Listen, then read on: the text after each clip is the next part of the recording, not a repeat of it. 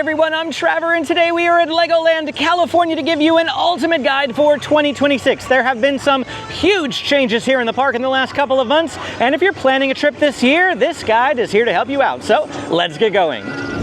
The biggest change for 2026 is that LEGO Galaxy has opened here at LEGOLAND California. This opened back on Friday, March 6th, so it is brand new. We have the Galactic Coaster, we have the G-Force test facility right here behind me, and then they also have the Launch and Land over that way. We'll go check it out in just a second. But there are 3 rides in LEGO Galaxy. One of them is just rethemed from the old Funtown attraction, but 2 of them are brand new, and of course Galactic Coaster being the big one.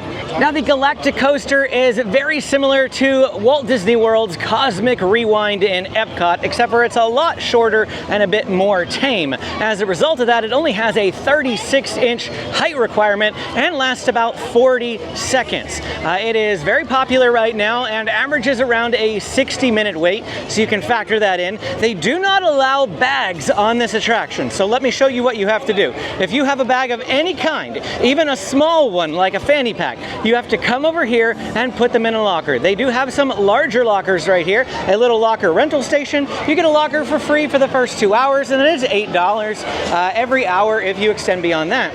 Over here they have some smaller lockers, and the locker system is actually really simple. You just come over here, find a locker that's open. See, that one is showing red, that's not, but this one is showing green. It is open, and you are going to scan this QR code on your phone.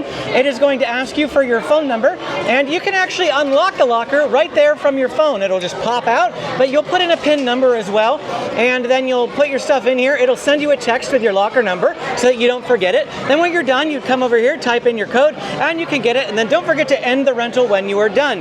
And that's the locker system. Very simple, very quick and easy. Over here is a look at Launch and Land. This was previously Sky Patrol in LEGOLAND California's Funtown. Same exact ride, just rethemed for LEGO Galaxy. And there is something else that's just been rethemed as well, and that is going to be Burger Stop. The Burger Stop over here was previously Burger Stop because this was the driving school area. Now it's Satellite Bites. Still has burgers, still the same place, just rethemed for LEGO Galaxy. And then back over here at G-Force Test Facility, again, a new attraction. This took the place of Junior Driving School here in Funtown. They've built this on top of it, and it is a scrambler style attraction, as you can see.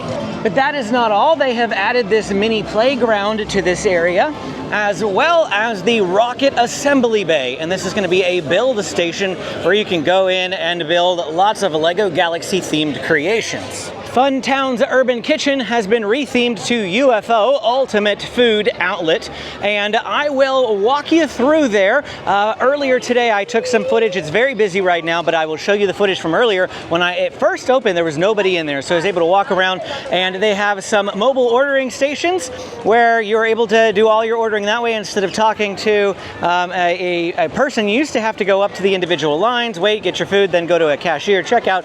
Now you order ahead of time and can go sit down. You'll get a text whenever your food is ready, and then you can go up and pick it up at the various stations. They have food like chicken, burgers, pizza, tacos, and more in here. Lots and lots of different choices at the UFO. But you might be saying, did they get rid of driving school? No, they did not. They just relocated it. Here we have Junior Driving School right next door, still in Funtown, right near the LEGOLAND Water Park. And so Junior Driving School still exists. That's for ages 3 to 5, and then we have a regular driving school for ages 6 to 13, and that's going to be on the opposite side of that area. The driving school still exists, just has moved locations. Another major change is that Reserve and Ride has become Fastrack. And as soon as you get in the park, if you are confused about Fastrack or you have questions about it, you didn't want to purchase online and you want to purchase here at the park, you can come to this door right behind me. We are just inside the entrance to the park. This is the guest services area, but you'll also notice that it says Fastrack and VIP above it as well. What is Fastrack? Well, it has replaced Reserve and Ride. Reserve and Ride was their old system where you would purchase a certain level. Depending on how much money you spent would depend on how quickly you could access a ride. Spend a little bit amount of money, it would take longer to access a ride. You would book a ride and then you would have to wait like an hour or maybe 30 minutes or 15 minutes depending on how much money you spent to go access the attraction. Then after that time frame, you could go to the ride. Now they have changed it to be more similar to Universal's Express Pass. Here at Legoland, it's called Fastrack, and Fastrack has multiple tiers. The first of those tiers is the bronze tier, which starts at $20 per person per day. Just starts there, because on a day like today, being the middle of March for spring break, you're going to find it at $36 per person per day, and it gives you 3 one-time skip the line uses, but it is not accessible on any of the Lego Galaxy rides or the Technicoaster or Coastersaurus. It's useful on all of the others, however. The silver tier starts at $38 and gives you 6 one-time uses, and it does include the Technicoaster and Coastersaurus, but does not include any of the Lego Galaxy rides. Gold starts at $89 per person per day and gives you unlimited access to all of the regular Fastrack rides, but still no Lego Galaxy rides. And then Platinum starts at $119 and is the only one that includes the new Lego Galaxy rides, but they are one-time use for those and unlimited on all of the rest of the attractions, but one-time use on the 3 Lego Galaxy attractions. And again, just starts at $119 on a day like today. That's $159 per person per day. Now the good news is there is no booking times, no reservation system, no arrival windows. You can just walk up to the attraction, hop in line when you feel like it, and go on it. So you can determine for yourself whether or not any of those tiers are worth it to you on specifically busy spring break days.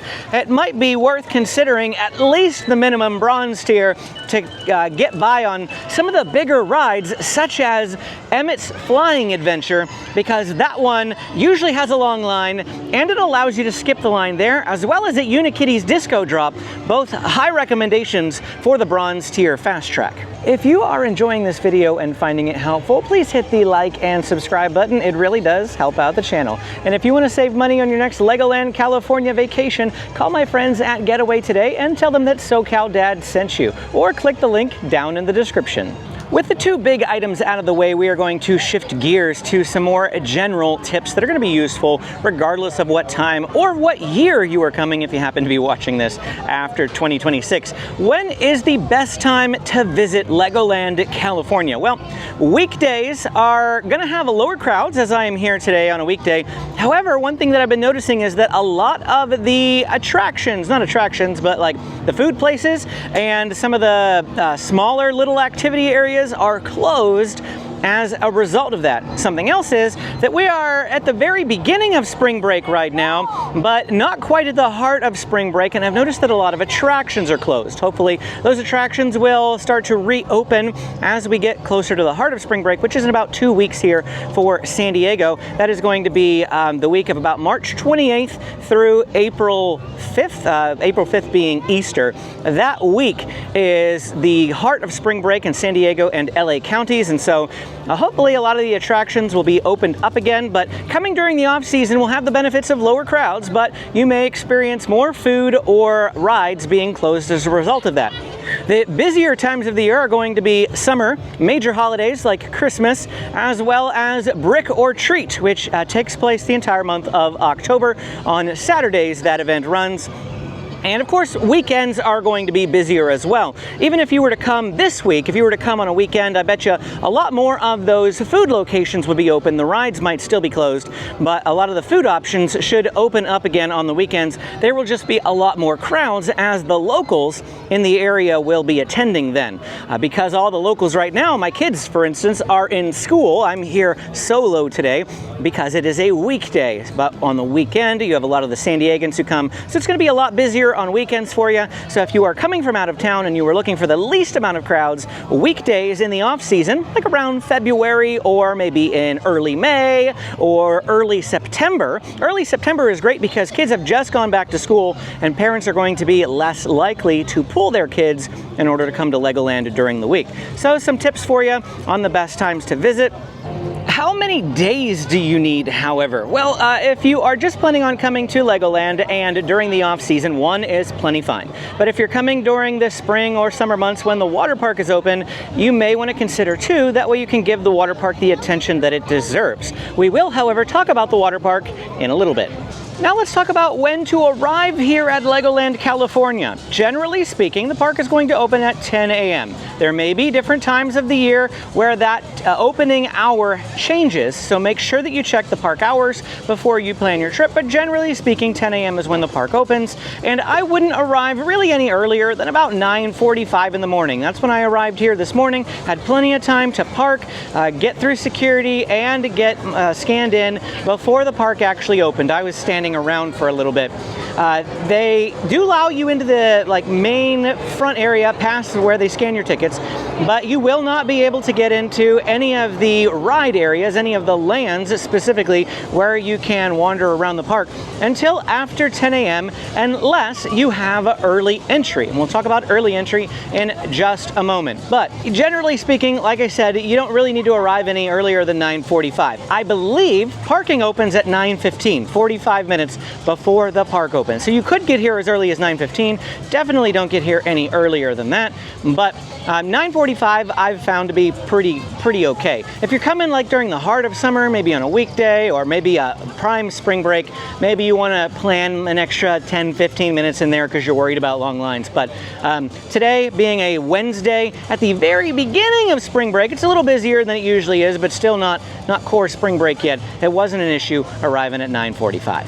Now let's talk about early entry. Hotel guests staying at the Legoland Hotel or the Castle Hotel can get early access to the park.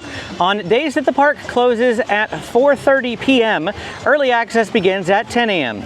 On days that the park closes at 5 p.m., early access begins at 9:30 a.m. And on days like today that the park closes at 6 p.m. or later, early access begins at 9:15 a.m.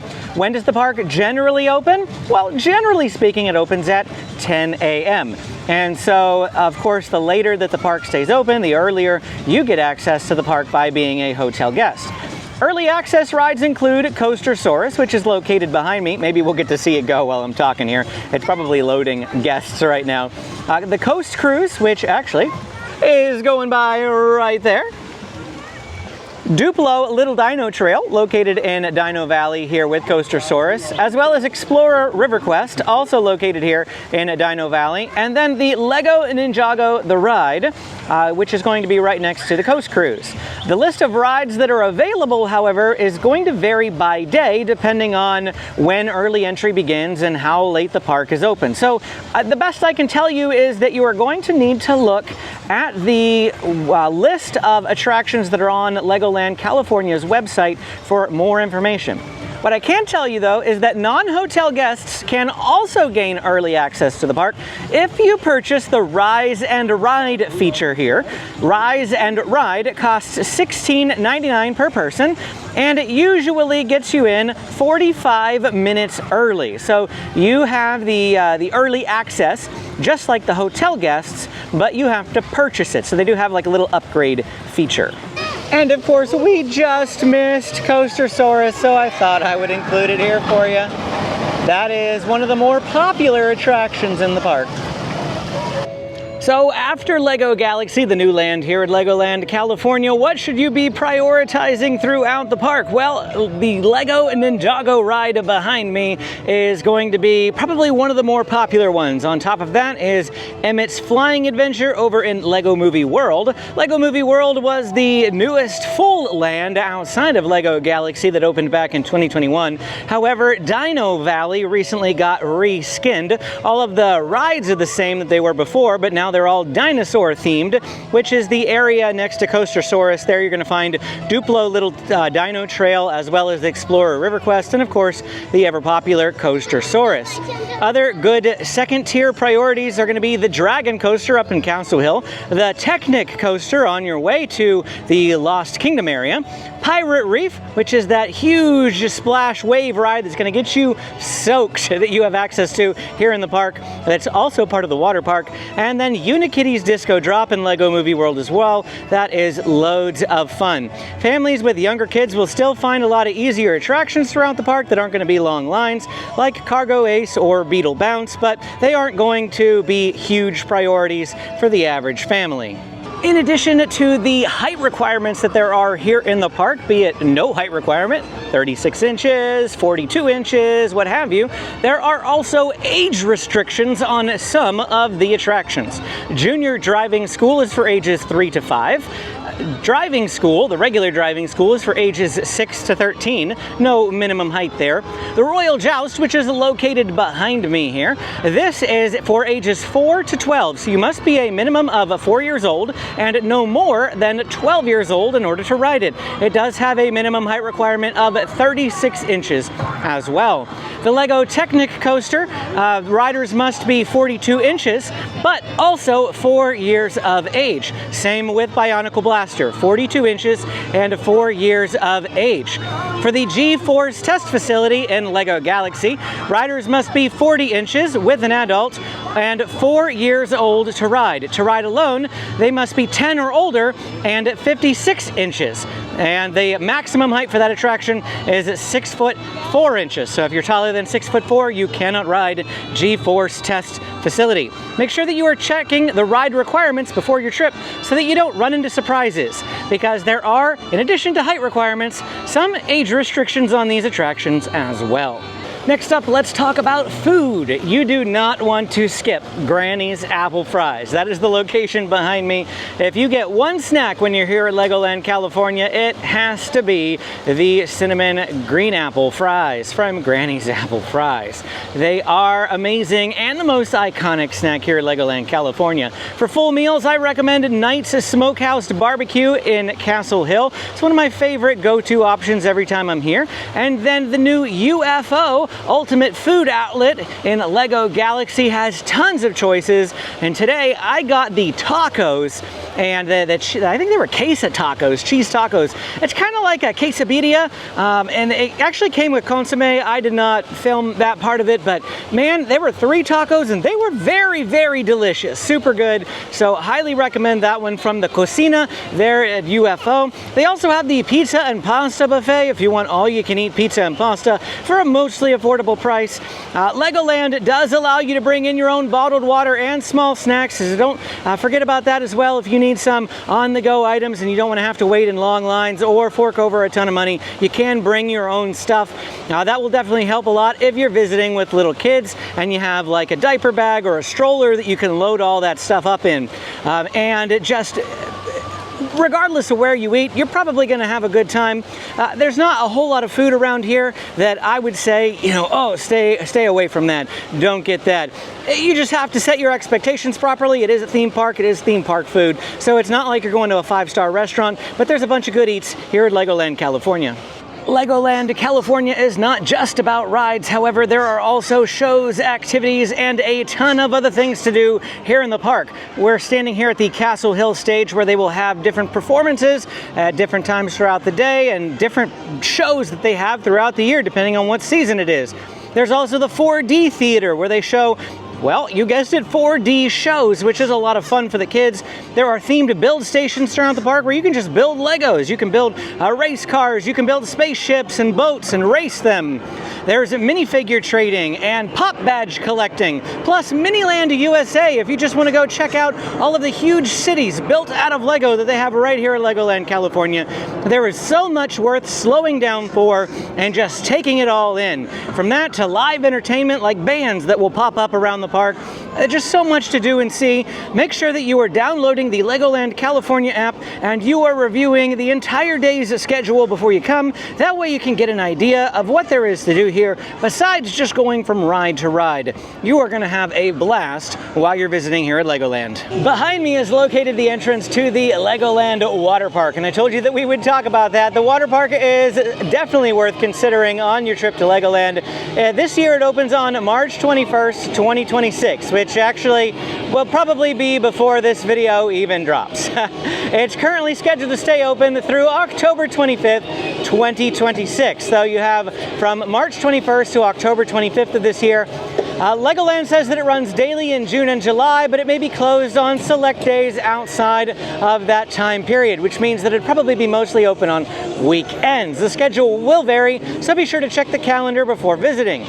The Chima Water Park will not open usually until June. It doesn't have a specific opening date right now, but historically in the past it's been around June. And then Pirate Reef is also currently listed as closed and does not have a reopening date. So I don't know exactly when that's going to open up again, but you can access that inside the regular water park, not the Chima one, so it should open up before Chima does. As far as the actual regular water park goes, they have lots of different water slides in there. I'll show you some footage from a previous visit. They have Orange Rush with a minimum height requirement of 42 inches. This is a giant orange raft half pipe slide. My family loves this. It is a family ride. And then they have Riptide Racers. This is a 6-lane mat racing slide. The minimum height requirement here is 42 inches. Single riders only. You cannot take 2 people on this. Splash Out is another one of their slides here. It's a curving blue body slide, means no tube, just you and your body. It ends in a splash pool. The minimum height requirement here is 42 inches, and once again, single riders only. You cannot take a child with you down this slide. Then there's Twin Chasers. It's a side-by-side red tube slides that are great for racing. Once again, the minimum height requirement here is 42 inches. Single riders only, probably catching a reoccurring theme here. And then there's the Duplo Splash Safari, which is for smaller kids with smaller slides, and this is for kids 6 and under. Over at the Chima Water Park, they have a splash area, Cragger's Swamp, and then there is the Lion Wave Pool, and that's really all that's in the Chima is a wave pool and a splash area. Additionally to that, they have the Build-A-Raft River, which is their lazy river. And Build-A-Raft River is routinely not open at the start of the season in March, but it might be. Sometimes it is, sometimes it isn't. But if it's not, I just want you to be aware that you don't go in expecting it. Be pleasantly surprised if it is. I think it really all depends on whether they have staffing for it. But love the water park, though it is very low thrill. So don't go in thinking that you're going to be getting Knott's Soak City or Wild Rivers up in Irvine. It's not that type, or even Sesame Place really. It is not that type of water park. In addition to the Legoland Water Park, the Sea Life Aquarium is a decent add-on, but I'd treat this kind of like a bonus. It's definitely not the main event. Sea Life Aquarium is fun to go through, but it'll really only take you about 30 minutes. So whether or not it's worth the extra cost is up to you. You do not get the Sea Life Aquarium or the Legoland Water Park as part of your standard Legoland California admission. You have to purchase additional admission to these 2 locations, or you can get a park hopper ticket, which will discount them for you over buying them separately. If you do want to purchase the Sea Life Aquarium, but you don't actually want to go to Legoland California, you can do that as well. There is an entrance to the Sea Life Aquarium located outside of the park, and so for a lower cost than coming to Legoland itself, you can just visit the Sea Life Aquarium if you happen to be local or visiting this area and you only want to spend, like I said, about 30 minutes to maybe an hour, and you don't have all day. The Sea Life Aquarium is definitely worthy of your consideration. It adds some variety if your kids enjoy aquariums, and it can be a nice indoor break throughout the day. And then while we are on our way out here, the last thing that I want to talk to you about is hotels, accommodations. You have 2 choices, the Legoland Hotel or the Castle Hotel here on the other side. I prefer the Castle Hotel. It is one of my favorite really hotels at any theme park. Love, love, love the Castle, but the Legoland Hotel is just as good. But because it would take absolutely far too long to tell you about both of these hotels, the best thing that I can do is tell you to watch my reviews of them, and you can click that playlist right up here. Both of them are in there, the Legoland Hotel and the Castle Hotel, and you can click this video right down here if you would like to see a full tour of the entire park. Thanks for watching, and we will see you again next time.